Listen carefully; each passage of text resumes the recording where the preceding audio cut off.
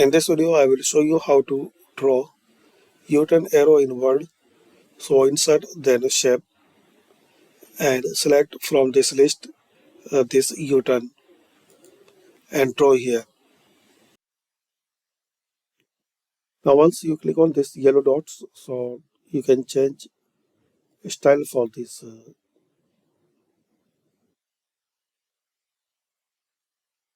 symbol.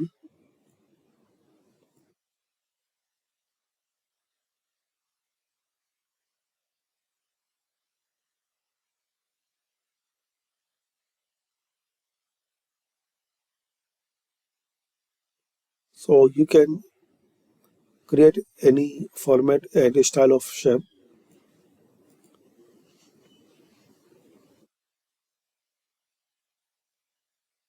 So thanks for watching.